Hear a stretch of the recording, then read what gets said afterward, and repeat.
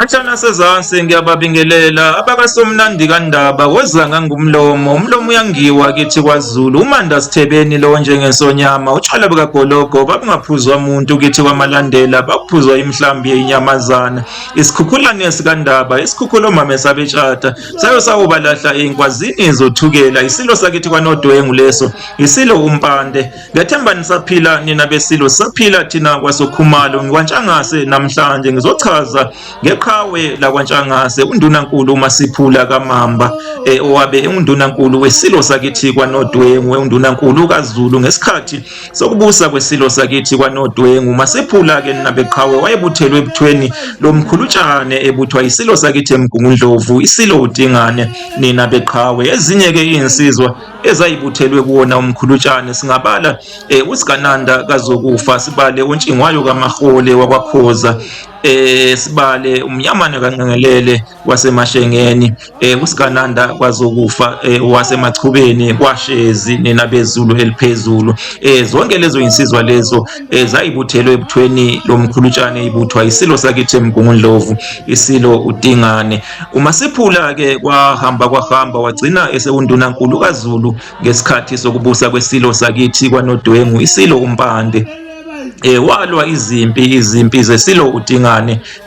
nina beqhawe wayekhona eNcome ngo1838 mhla ka16 Zibandlela eNcome ke kwakulwa ke uZulu namabhunu kaAndries Pretorius anginaso ke isiqiniseko nina beqhawe ukuthi ngabe ke uMasiphula wayeyibambe ngakuluphi uhlangothi emaqonqo ngenkathi kubambene phezulu isilo sakithi eMgungundlovu kanye nomnawaso umntwana umpande nina beqhawe owayelekelelwa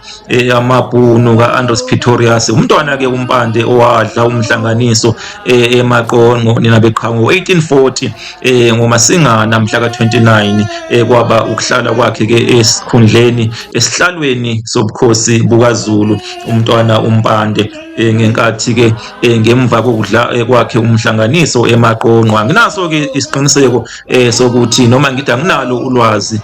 lokuthi uMasiphula wayibamba ngakuluphi uhlangothi emaqonqo nabeqhawe engikwaziyo ukuthi waba undunankulu kaZulu ngesikhathi sokubusa kwesilo sakithi kwaNodwengu kodwa isilo umpande kuthiwa saqala ngokuqoka umbilini kaCungeya wakwaMthethwa owasheshe wedlula emhlabeni ngemva kokuphuza utshwala okwasolakala ukuthi babukade kufakwe ushevu nina beZulu eliphezulu washeshe ke wadlula emhlabeni ke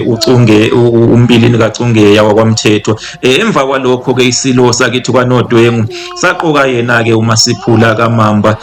ukuba abe undunankulu kaZulu nina beqhawe waba undunankulu ke uMasiphula kaMamba ngesikhathi sokubusa kwesilo sakithi kwaNodwengu ndonda kusuka ke nina beqhawe uMasiphula kuthiwa wadlala noma ngithi wabamba iqhaza elikhulu kakhulu ekunqobeni ekudleni umhlanganiso komntwana uCetshwayo endonda kusuka umntwana uCetshwayo wayelwa nomfowabo umntwana uMbuyazwe impi yasendonda kusuka ibuye yaziwa ukuthi impi yabantwana nina beqhawe kwakulwa ke abantwana besilo umpande oCetshwayo kanye noMbuyazwe abalandeli